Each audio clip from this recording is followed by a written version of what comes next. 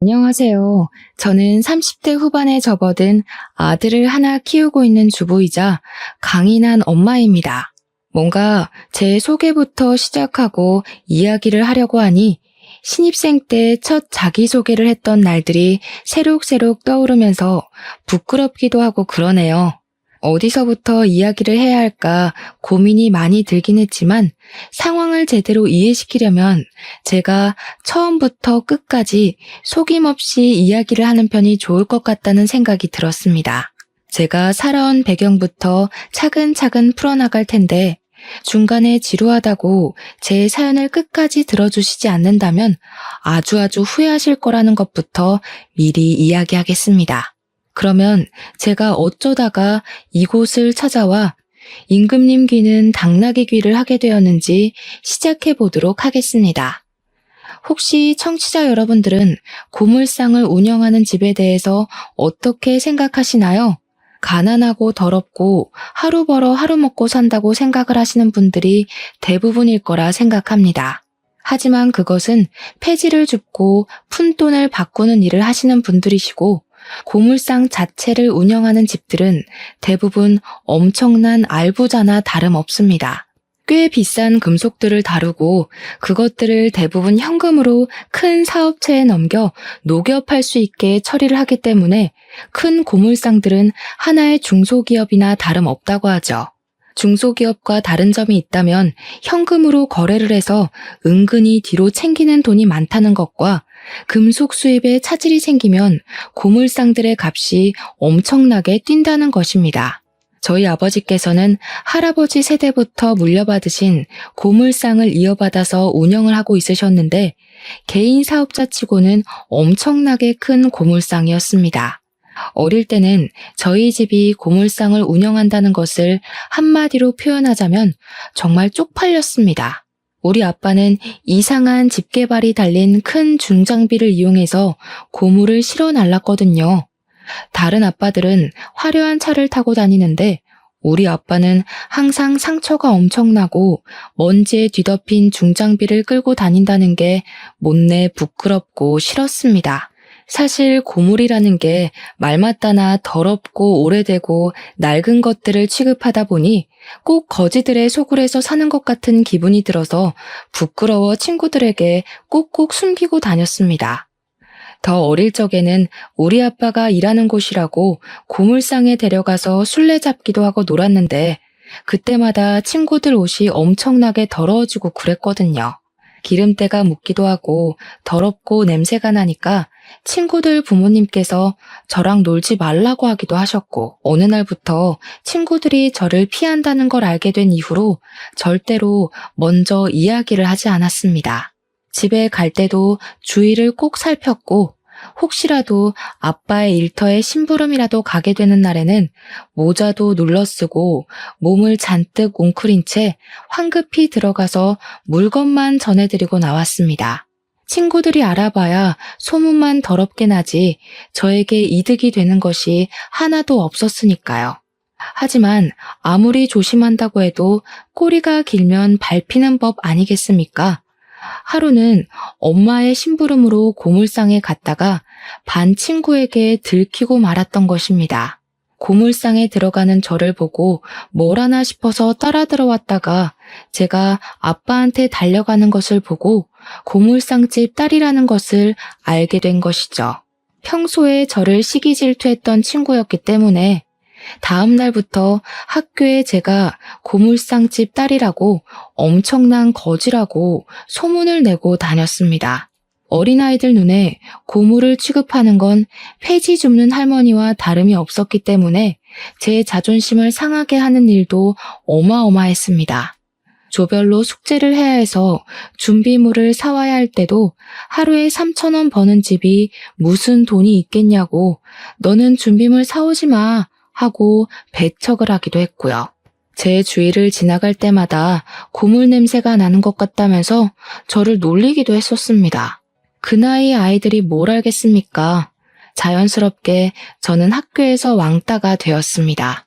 저라고 뭐 억울하지 않았던 것은 아니었기 때문에 우리 집 잘 산다고 돈 많다고 항변을 해보기도 했지만 고지식하게 박혀있는 틀이라는 게 참 무섭더라고요. 어찌나 어린 아이들의 말이 잔인한지 저에게 떡볶이를 사 먹을 수 있다고 전부 부자는 아니라며 부모님이 집에서 밥 대신 라면을 주는 것 아니냐고 무시를 했습니다. 처음에는 하나하나 반박을 했지만 시간이 지날수록 저도 점점 무시를 하고 지내게 되었고 그렇게 고등학교 시절까지 모두 마치게 되었습니다. 제가 대학을 가게 되고 본격적으로 돈이라는 개념과 사업체 운영에 대해 알게 되면서 우리 아빠가 엄청난 부자라는 걸 실감하게 되었습니다. 고물상을 하나 운영한다는 것이 웬만한 중소기업의 순이익에 맞먹는 돈을 번다는 것을 말입니다. 우리 아빠 차가 어릴 땐 비싼 건지 몰랐는데 커서 보니까 남들이 부러워하는 외제차라는 것도 알았습니다. 제가 뭐 차에 관심이 없었으니 그냥 그런 국산 차인 줄 알았죠 뭐. 그래도 대부분 고물상이라고 하면 가난한 이미지가 있었기 때문에 저는 대학에 들어가고 나서도 고물상집 딸인 것을 비밀로 하고 살았습니다. 여기 계신 청취자분들도 제가 이렇게 설명하지 않았다면 대부분 하루에 몇천 원 벌어서 먹고 사는구나 하고 생각하셨을지도 모르죠. 아무튼 저는 대학을 졸업하고 제가 회사에 취직을 하게 되었는데 취업 소식을 집에 알리자마자 부모님께서 아주 단단히 삐지셨습니다. 당연히 고물상 사업장을 물려받아야지 무슨 월급 200만 원 꼴랑 주는 회사에 들어가서 사서 고생을 하냐고 말입니다. 하지만 저는 어렸을 때부터 고물상 일이 죽기보다 싫었고 절대로 그 사업장을 물려받을 생각이 없었기 때문에 죽어도 싫다고 거절을 했습니다. 물론 그때는 제가 돈이라는 게 부족했던 적이 없었기에 돈의 노예가 되기 전이라 더 뻗댔던 것도 한몫했었습니다. 제 의지와 상관없이 고물상을 물려받으라고 강요를 하는데 어떤 20대 중반의 여자가 좋다고 물려받겠습니까? 더군다나 저는 커리어우먼에 대한 환상까지 있었습니다.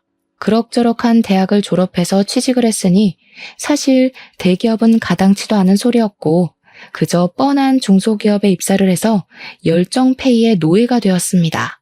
제가 회사에 취직을 하고 한참 적응을 하고 있던 어느 날 우연히도 구내 식당에서 너무나 멀끔한 남자를 보고 관심을 가지게 되었습니다. 생긴 것이 너무나도 멀끔하고 이 중소기업에 저런 외모를 가진 사람도 존재할 수 있구나라는 생각을 하게 한 천상의 미모였다고나 할까요? 처음에는 밥을 먹을 때만 마주쳐서 혼자 곁눈질로 쳐다보다가 그 남자가 회사 감사팀에서 일을 하고 있다는 사실을 알게 되었습니다. 근데 이상하게도 너무 과묵한 남자인 겁니다. 제가 감사팀에 서류를 제출할 게 꽤 많아서 자주 오고 가고 했는데 그때마다 일부러 살갑게 말을 붙이려고 노력을 했었거든요. 보통은 여자가 먼저 사근사근하게 말을 걸면 관심이 없어도 대답을 해주기 망정인데 말도 안 하고 뭘 물어봐도 예, 아니요로만 대답을 하더라고요. 저한테 관심이 없어도 너무 없다는 걸 누가 봐도 알 수 있을 정도로 티를 내니까 들이대기도 전부터 사기가 딱 꺾이는 듯한 그런 마음이 들었습니다. 하지만 사람이 난관에 부딪히면 옥이라는 게 생기는 법 아니겠습니까? 저희 짝사랑은 멈출 줄 모르고 자꾸만 커지기 시작했습니다. 참 눈치도 없게 커져버린 제 마음을 졸이게 하면서 먹먹하게 하기도 하고 아무튼 저는 그 남자 때문에 가슴앓이를 하며 힘들어했습니다. 제가 그 남자만 보면 시선을 떼지 못하고 힐끔힐끔 쳐다보면서 안절부절 못하니까 우리 팀 주인님께서 저에게 슬쩍 그러시더라고요. 감사팀에 윤지혁 씨가 잘생기긴 했지? 저는 주책맞게도 바로 너무 잘생기셨다고 어쩜 저렇게 키도 크고 얼굴도 잘생기고 완벽할 수 있겠냐고 여자친구도 당연히 있겠죠? 하면서 말을 했습니다. 그러니까 주임님께서 피식 웃으시면서 아마 여자친구는 없을 거라고 단호하게 말씀을 하시더라고요. 너무 단호박처럼 말을 하셔서 뭔가 제가 모르는 게 있나 싶었죠. 그래서 은근슬쩍 그렇게 단호하게 말씀을 하시냐, 윤지혁 씨한테 뭐 있냐 하고 물어보니까 주임님이 저한테 윤지혁 씨랑 대화는 나눠봤냐고 하시더라고요. 생각해보니까 예 아니요 말고는 말을 들어본 적이 없어서 말해본 적 없다. 단답으로만 대꾸하시더라. 그 모습도 너무 철벽 치는 것 같고 안달이 난다고 했습니다. 이건 뭐 공공연한 비밀이긴 한데 윤지혁 씨가 말더듬이야. 말을 제대로 뱉질 못해. 그래서 감사팀에 입사한 게 너무 신기하다니까? 저는 진짜 입을 떡 벌리고 아무 말도 하지 못했습니다.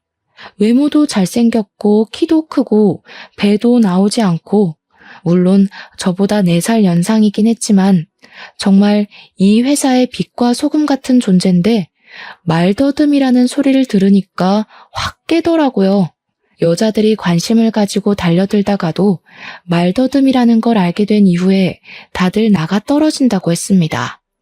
저도 살짝 편견이라는 게 생기다 보니까 감사팀 일은 어떻게 하나 궁금했는데 말하는 것 빼고는 서류 정리가 거의 로봇에 가까운 완벽 수준이라고 하더라고요.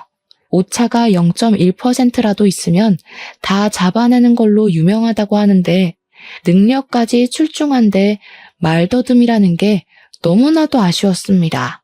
저는 마음이 조금 식긴 했지만 내적 갈등이 생겼어요. 말더듬이면 뭐 어떠냐. 한번 만나라도 보고 싶다 하는 마음이요. 그러던 어느 날 제가 퇴근 후에 버스 정류장에서 버스를 기다리고 있는데 갑자기 예상치도 못한 폭우가 막 쏟아지는 겁니다. 오도 가도 못하고 버스 정류장에서 발만 동동 구르고 있는데 윤지혁 씨가 제 옆으로 오는 게 아니겠습니까? 저랑 업무적으로 자주 마주쳤으니 서로 이름 정도는 알고 있었고 제가 대화를 이어가고 싶어서 말을 몇 번 걸었던 적도 있었기에 저는 안녕하세요 하고 인사를 건넸습니다. 그러자 지혁 씨가 저를 빤히 보더니 입을 몇 번 달싹거리시더라고요. 혹시 우산 없어요? 하고 용기를 내서 말을 하시는데 진짜 말더듬이더라고요. 근데 뭐 제가 몰랐으면 놀란 티를 냈겠지만 이미 알고 있었던 사실이었기에 별로 놀란 기색을 나타내지 않았습니다. 그래서 그냥 평범한 일상 대화를 나누는 것처럼 우산이 없다. 오늘 예보에 비 소식이 없어서 따로 준비하지 않았다. 하면서 대답을 했습니다. 제가 별 충격도 없이 편안하게 대꾸를 하니 지혁 씨도 내심 마음이 편해졌는지 저에게 또 이야기를 하시더라고요. 그럼 제 우산 쓰고 가실래요? 그럼 지혁 씨는요? 저는 비 맞아도 돼요. 그럼 안 되죠. 저는 튼튼해서 감기 잘 안 걸려요. 여기서 버스 타고 가면 돼요. 그러니까 지혁 씨가 저에게 택시를 타고 가는 건 어떠냐고 하시더라고요. 본인도 비 오는 걸 너무나도 싫어해서 택시를 타려고 하다가 저를 발견했다고 하더라고요. 택시 같이 타고 집 앞까지 내려줄 테니까 편하게 가라고 하는데 저도 회사 일에 지치기도 했고 나쁘지 않은 제안 같아서 고개를 끄덕였습니다. 제가 부모님이랑 사는 아파트 지하 주차장까지 굳이 택시로 데려다 주셔서 저는 덕분에 비 한 방울 맞지 않고 집으로 돌아올 수 있었습니다. 그런 사소한 배려가 너무 멋있고 좋더라고요. 순간 말더듬이면 어떤가 싶은 마음에 감사하다고 문자를 보냈습니다. 지혁 씨도 문자로는 말을 더듬지 않으니 소통하기 더 편한 것 같았습니다. 제가 또 이것저것 질문하고 대화를 이어나가는데 선수거든요. 상대방이 무조건 대답을 보낼 수밖에 없게 만드는 비법을 가지고 있는 사람이라 대화는 꼬리에 꼬리를 물게 되었습니다.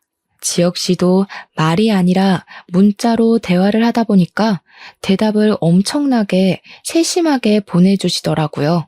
저는 일부러 지혁 씨에게 용기를 내서 데이트를 하자고 과감하게 보냈고 어쩌면 당연하게도 지혁 씨는 데이트는 어려울 것 같다면서 저에게 거절의 의사를 표현하셨습니다. 순간 차였다는 부끄러움도 있었지만 이상하게 오기가 생겨서 지혁 씨에게 왜 데이트하기 싫은 거냐고, 혹시 말을 더듬어서 그런 거냐고 숨김없이 물어보았습니다. 저는 그런 거 전혀 신경 쓰지 않는다고, 만약 지혁 씨가 그게 불편하고 신경이 쓰이면 우리 만나서도 문자로 대화를 하자고 쿨한 척 보냈습니다. 그러니까 예상도 전혀 하지 못했던 전화가 걸려오는 게 아니겠습니까? 문자는 꽤 했지만 통화는 처음인지라 떨리는 가슴을 부여잡고 전화를 받았습니다. 근데 지혁 씨가 그런 말을 하더라고요. 자기가 말더듬이라서 상처도 많이 받았고 사람들 사이에서 많이 치여서 힘들었었다고요. 저랑 대화를 나누는 게 즐겁고 편하고 좋았지만 막상 데이트를 하는 내내 자기가 말을 더듬으면 저도 떠날 것 같다고, 실망할 것 같다고요. 처음에 비 오는 날 말을 걸었을 때 대놓고 놀라는 티가 전혀 없어서 호감이 생기긴 했지만 자꾸 만나다 보면 자기가 부끄러워질 것이라고 이야기를 하더라고요. 순간 지혁 씨가 얼마나 사람들의 눈치를 보면서 자랐을지 안쓰럽기도 하고 그런 지혁 씨를 품을 여자가 하나도 없었다는 게 참 가슴 아팠습니다. 그래서 저도 요즘은 언어치료 같은 프로그램이 잘 되어 있지 않냐고, 지금이라도 노력해보면 호전이 될 수도 있으니 포기하지 말자고 했습니다. 혼자 치료를 받는 게 부끄럽다면 저랑 같이 하자고, 노력하면 완벽하지 못해도 나아질 수 있지 않겠냐고, 나는 지혁 씨가 부끄럽지 않으니까 만나보고 싶다고 했습니다. 제 저돌적인 고백이 지혁 씨에게 잘 먹힌 건지 저에게 수줍게 그럼 같이 노력해 줄 수 있겠냐고 하더라고요. 지혁 씨와 연애를 하면서 알게 된 사실인데 알아주는 명문대를 졸업한 아주 똑똑한 사람이었더라고요. 하지만 말을 더듬는 것이 어릴 때부터 지속되어 온 일이었고 대기업 면접을 볼 때마다 말을 더듬는 바람에 족족 떨어졌다고 하더라고요. 그래서 어쩔 수 없이 받아주는 중소기업으로 오게 된 것이고요. 집안에서는 당연히 명문대를 졸업한 아들이 대기업에 들어가지 못하자 엄청나게 실망을 하고 구박을 줬다고 하더라고요. 공부를 잘하면 뭐하냐, 어차피 말더듬인데 하면서요. 친척들까지도 병신이라면서 손가락질을 하면서 놀려대는 바람에 지혁 씨의 자존감은 완전히 무너져서 바닥을 찍었다고 했습니다. 지혁 씨에게는 형이 하나 있었는데 형이 똑똑하기는 했지만 지혁 씨보다는 좋은 대학을 나오지 못했고 뭐든 조금씩 뒤처지는 분이셨대요. 그래서 부모님은 자연스럽게 성적이 더 좋은 지혁 씨에게 기대를 걸게 되었고 그만큼 지혁 씨에게 실망도 크게 한 것이었습니다. 저는 그런 지혁 씨의 이야기를 듣고 나서도 별로 아랑곳하지 않았고 연애를 이어갔습니다. 저랑 연애를 하는 동안에도 꾸준히 언어 치료를 받기 시작했는데 조금씩 나아지곤 있었지만 완벽하게 고칠 수는 없었습니다. 치료사도 말하기를 일종의 버릇처럼 굳어진 것 같다고, 아마 본인이 자각하지 못하는 사이에도 버릇처럼 말을 더듬는 것 같다고 했습니다. 무의식 속에서 나오는 말버릇이 가장 위험한 것이라며 아무리 뇌로 생각을 하고 말을 한다고 해도 자연스럽게 나오고 신경을 너무 쓰게 되면 말 자체를 못하게 될 수도 있다고 하더라고요. 하지만 저희는 포기하지 않고 꾸준히 노력을 하고 있었습니다. 그렇게 1년이라는 시간을 함께 보냈고 금방 헤어질 것이라고 예상했던 회사 사람들은 저에게 인내의 어머니라며 박수를 보냈습니다. 어떻게 말더듬이랑 사귈 수 있냐며 신기했는데 처음에는 그냥 웃어넘기던 말들이 어느 날 문득 지혁 씨를 더 움츠러들게 한 원인이 될 수도 있겠다는 생각이 들었습니다. 자각을 한 뒤로부터 웃으며 넘겨지지 않았고 저는 저에게 인내의 어머니라고 부르는 사람들이랑 치고받고 싸우기 시작했습니다. 우리 지혁 씨를 고작 그런 단어로 표현하지 말라고, 저에게 큰 감동 같은 사람이고 소중한 사람이니 우습게 보지 말아달라고 말입니다. 그 소식을 들은 지혁 씨는 저를 꼭 안아주면서 선물 같은 사람은 바로 저라면서 어디서도 저 같은 사람은 두 번 다시 만날 수 없을 거라며 자기 인생의 행운이라 표현해 주었습니다. 그리고 저에게 결혼을 하자며 프로포즈를 했습니다. 본인이 더 좋은 조건의 회사로 이직을 할 수 있을지 모르겠지만 절대로 굶겨 죽이는 일은 없게 하겠다고 결혼하자고요. 그때 저도 솔직히 말을 해야 하나 조금 고민이 들었죠. 우리 집이 사실은 개 부잣집 고물상을 운영하고 있다고 말입니다. 하지만 제가 물려받아서 운영을 할 것이 아니었으니 굳이 입 밖으로 꺼내지 않았습니다. 저희는 결혼을 결심하고 나서 드디어 양가에 인사를 드리러 가기로 결정을 내렸습니다. 저희 부모님은 지혁 씨 앞에서는 내색하지 않으셨지만 지혁 씨가 돌아오고 난 뒤에 어떻게 남자를 데리고 와도 말더듬이를 데리고 오냐면서 저를 엄청나게 혼내셨습니다. 생긴 게 정말 연예인 뺨치게 잘생겨서 우리 부모님께서 속으로 우리 딸에게 이런 재주가 있었나 싶었는데 인사를 듣자마자 파사삭 식은 거죠. 평소보다 긴장을 한 탓인지 더 말을 더듬었거든요. 부모님께서는 지혁 씨의 이름도 제대로 알아듣지 못해서 이름만 3번을 물어보셨습니다. 그러니 지혁 씨도 당황을 엄청나게 하고 말았고 싸늘해진 분위기 속에서 결혼 이야기를 꺼내니 부모님 속이 말이 아니셨겠죠. 부모님께서는 말더듬이도 유전 아니냐고 절대로 결혼을 반대하겠다고 했지만 저는 딱 잘라서 지혁 씨가 아니라면 결혼을 하지 않겠다고 선언했습니다. 당연히 저희 부모님은 황당해 아무 말도 하지 못하셨죠. 처음에는 화를 내다가 달래기도 하셨습니다. 네가 뭐가 부족하냐 말씀하시면서요. 부족해서가 아니라 그냥 서로 잘 맞으니까 결혼하겠다고 하는 거라고 했죠. 엄마, 아빠, 오늘 지혁 씨가 긴장을 해서 말이 더 심하게 더듬어진 거야. 평소에는 저 정도로 심하지 않고 언어 치료도 받고 있어. 거기다가 정말 대단한 사람이야. 지혁 씨네 집에서 말을 더듬는다고 손가락질하고 놀려대고 상처를 줬었대. 자기 가족에게도 상처를 받은 사람인데 엄마랑 아빠는 사랑으로 감싸줄 수 있지 않을까? 저의 간곡한 부탁에 부모님께서는 못 이기는 척 2번 지혁 씨를 더 만나보게 되었고 3번째 만남에서 사람 됨됨이가 된 것 같다면서 마지못해 결혼을 허락해 주셨습니다. 제일 큰 산을 통과했다고 생각하니 시댁의 허락은 사실 별거 아니라고 생각을 했죠. 그래서 시댁에 인사를 드리러 갔는데 저를 보자마자 그러시더라고요. 그래, 부모님은 뭐 하시니? 알고 보니 시부는 제약회사 임원이시고 시모는 초등학교 교장까지 마치신 뒤 정년퇴직을 하셨더라고요. 자기네 집안은 명문이다 하시는데 무슨 명문에 그리 목숨을 거시는지 뭐 하는 집안이냐고 계속 물어보시는데 부모님 직업을 숨길 수도 없고 해서 솔직하게 고물상을 운영하신다고 말씀을 드렸습니다. 그러니까 시모가 엄청나게 기겁을 하시면서 놀라시더라고요. 고물상? 그 고물 모아다가 돈 받고 파는 그거? 근데 처음에도 말씀드렸듯이 저희 집이 금속이나 철 이런 걸 다루기 때문에 고작 몇천 원 단위로 떨어지는 건 아니거든요. 순이익만 따지면 지금 다니는 회사만큼은 나올 것 같은데 몇천 원 취급을 하시면서 이야기를 하니 저도 더 설명하고 싶은 마음이 뚝 떨어지더라고요. 제가 아무 소리도 하지 않자 시모가 머리를 싸매시면서 드라마에서만 보던 괴팍한 시어머니의 두통 온다는 표정을 지으시더라고요.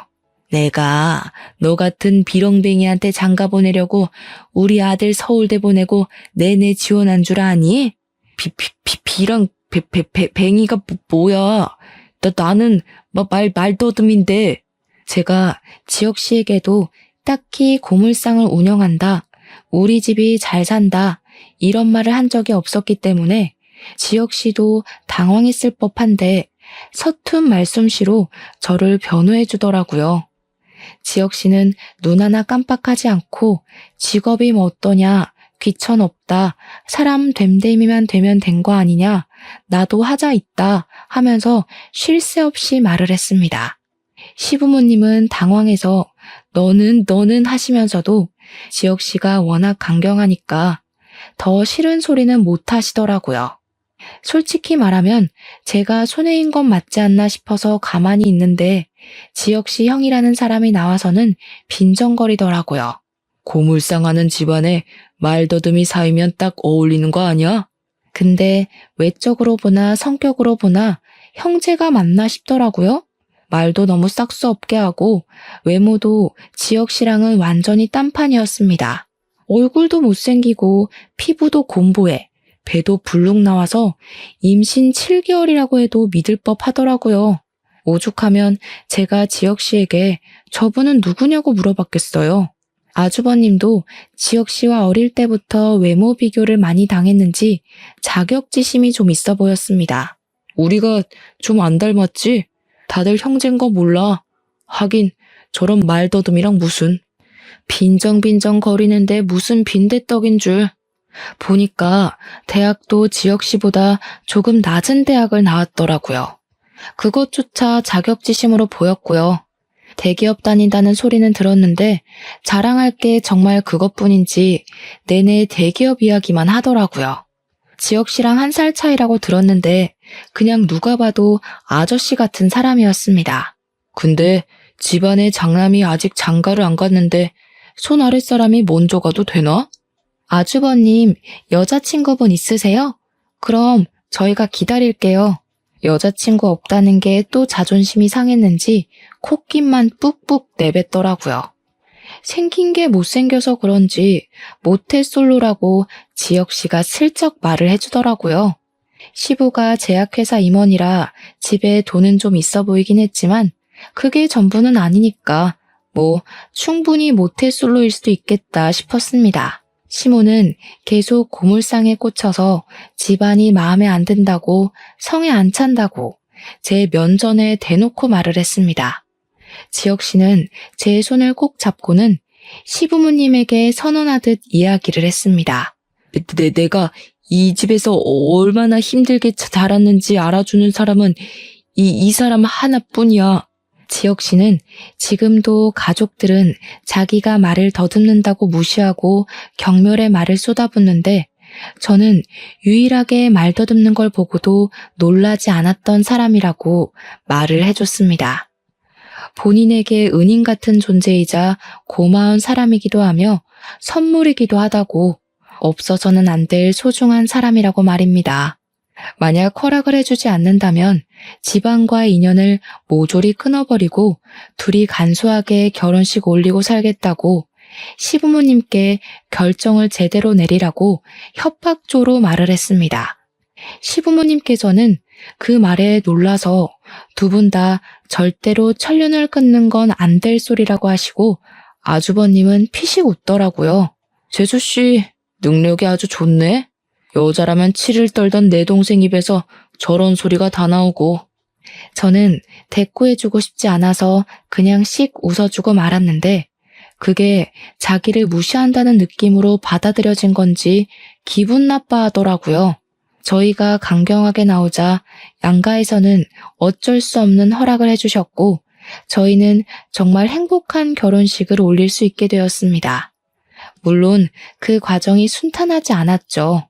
시댁에서 제가 마음에 들지 않는다는 티를 상견례 자리에서 아주 팍팍 내셨거든요.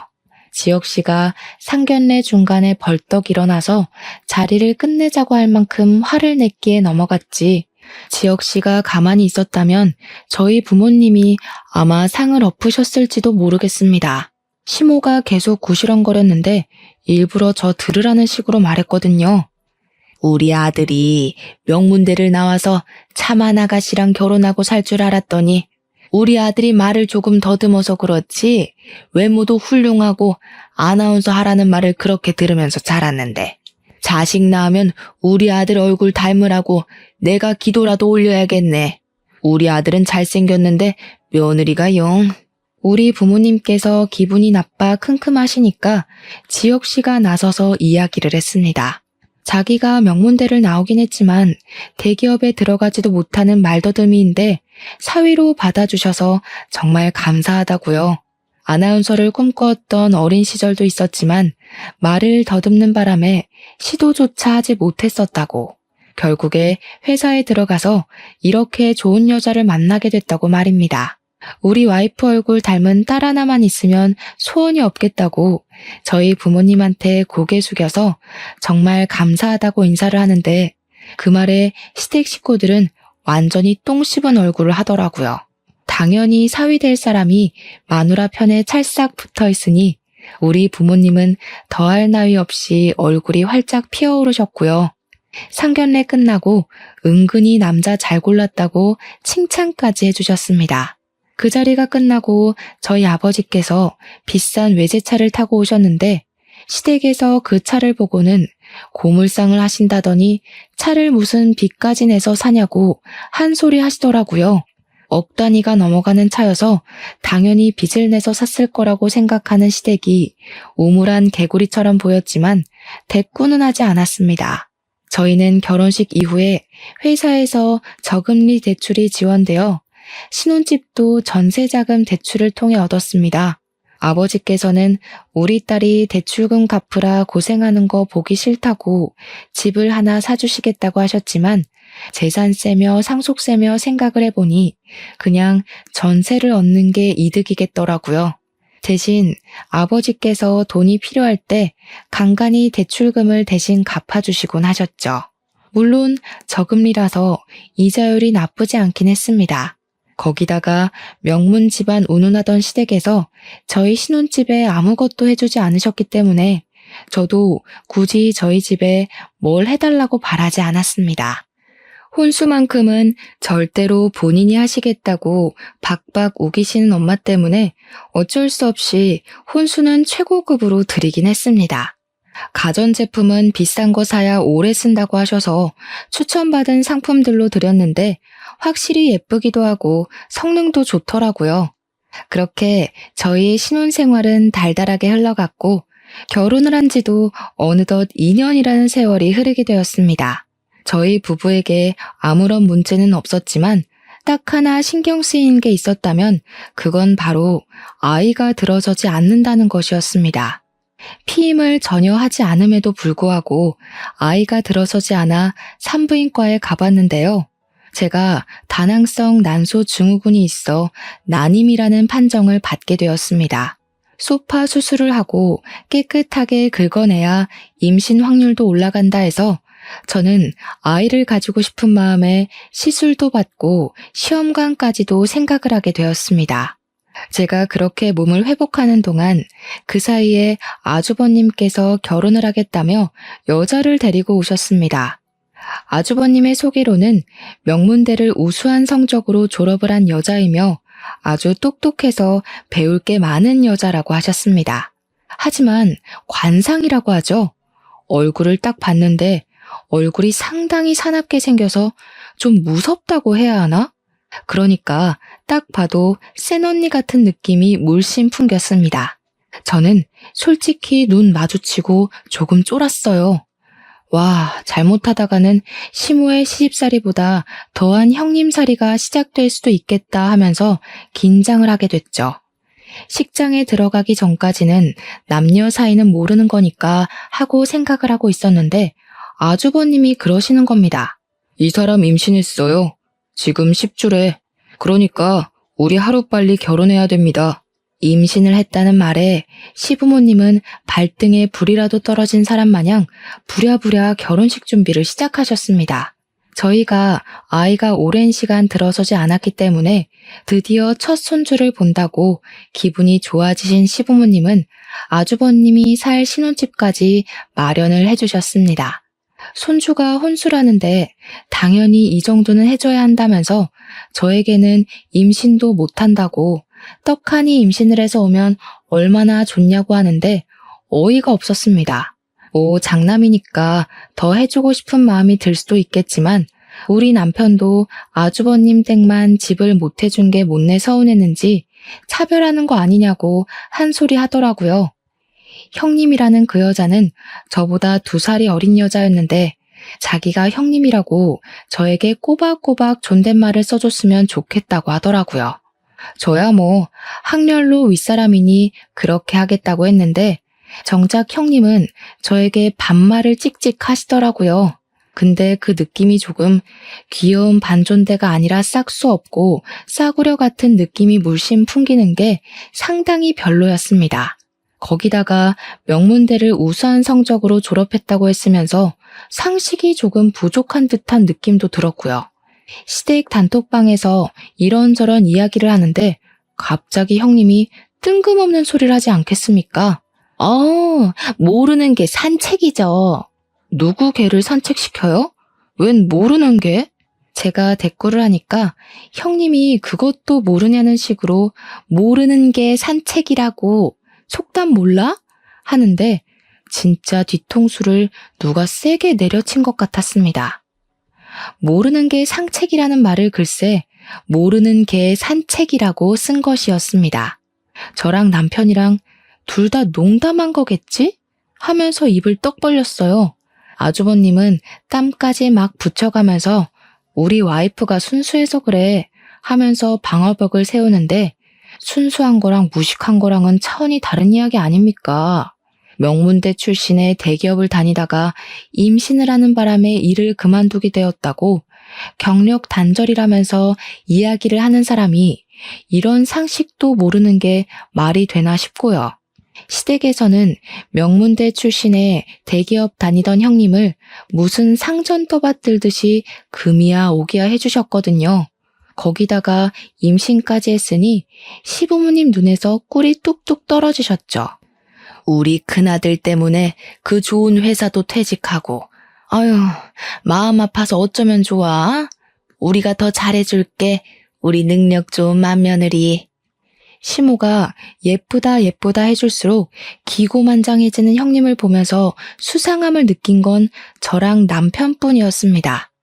왜냐하면 요즘은 대기업에 입사하는 것조차 힘든 일이기 때문에 만사까지 보통은 일을 하고 육아휴직을 하고 복직을 하고 이게 짜인 루트잖아요.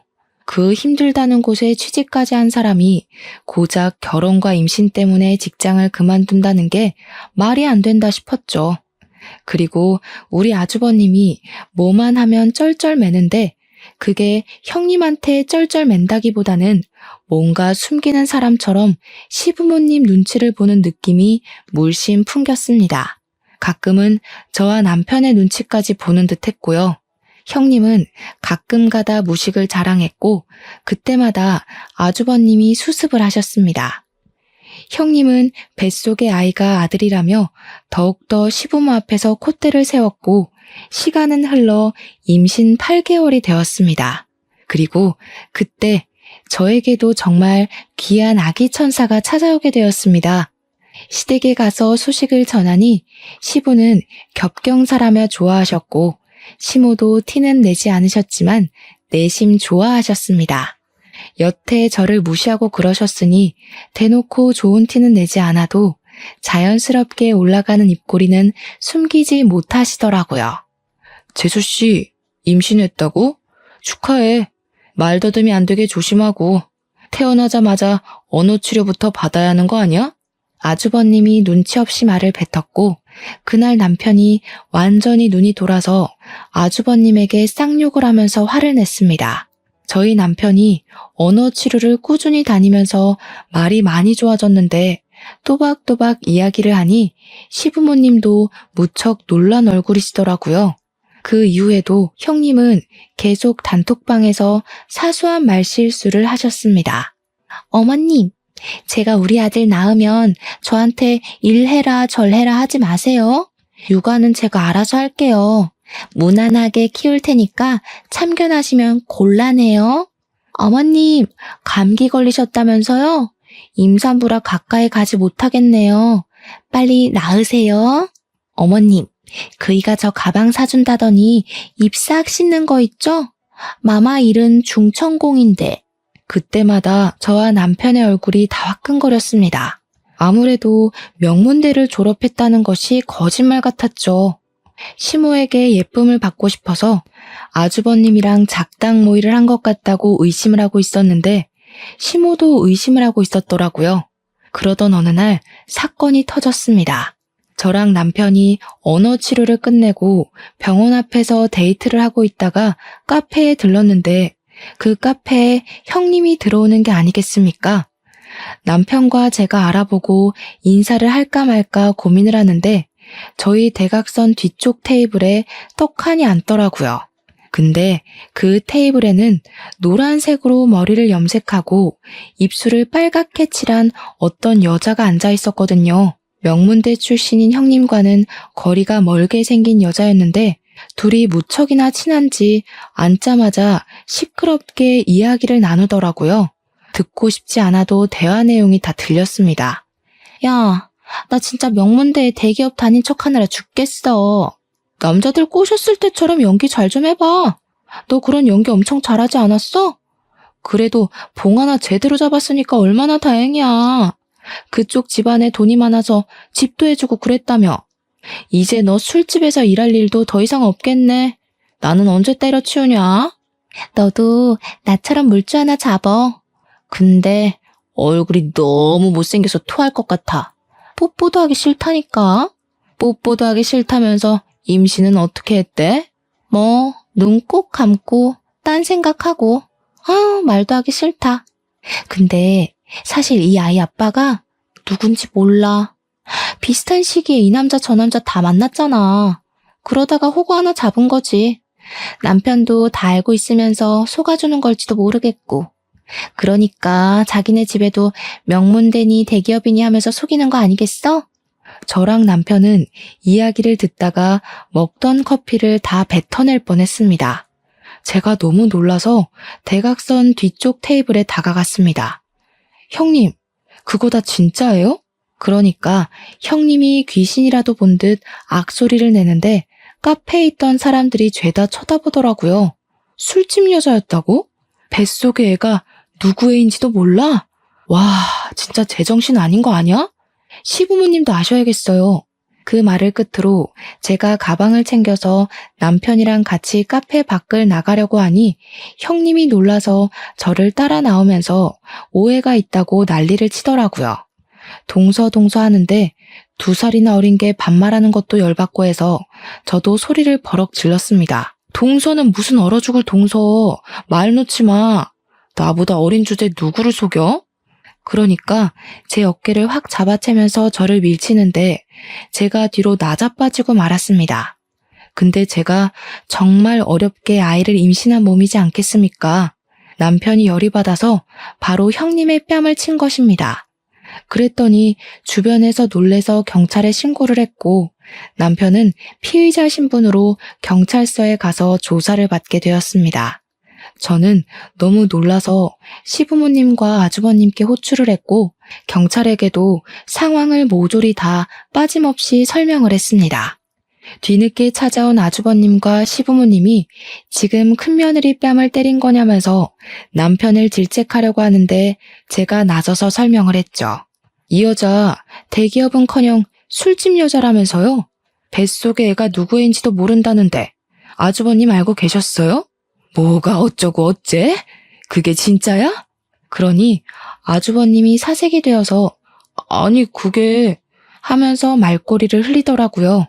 아주버님도 정말 알고 계셨었나 봐요. 시부가 화가 났는지 아주버님의 뺨을 때리고 시모는 뱃속의 애가 네 집인지 모른다고 하면서 형님의 뺨을 때리셨습니다. 남편이 그 틈을 타서 이 여자가 우리 마누라 밀어서 애 떨어질 뻔했다고 소리를 치니까 시모가 야! 고함을 지르면서 형님의 머리채를 잡더라고요.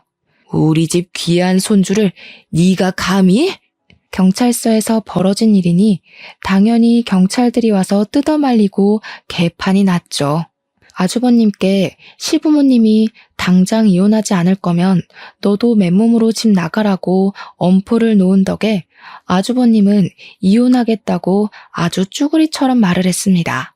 이혼 못한다고 박박 우기던 형님은 출산하자마자 바로 친자 검사를 실행했고 아주버님의 친자가 아닌 것으로 판명이 나는 바람에 한바탕 소란이 또 일어났습니다. 당연히 양육비는 주지 못한다고 못을 박았고 형님도 맨몸으로 쫓겨나게 되었습니다. 잘못했다고 비는 그 여자에게 대놓고 사기 결혼으로 소송까지 걸고 위자료를 뱉으라고 민사까지 걸어버렸습니다. 그 이후로 사건이 진행되는 동안 저는 무사히 아들을 출산했고요. 시모는 그 뒤로 제 눈치를 보면서 손주 얼굴 구경조차 못할까봐 저에게 설설 기고 있습니다. 저한테 진심으로 미안하다고 사과까지 하시더라니까요. 저는 개념 없는 아주버님 부부 덕분에 극진한 대접까지 받으면서 시부모님께 귀한 거 얻어먹으면서 잘 지내고 있고요. 남편이랑도 변함없는 애정을 쌓으며 행복하게 지내고 있답니다.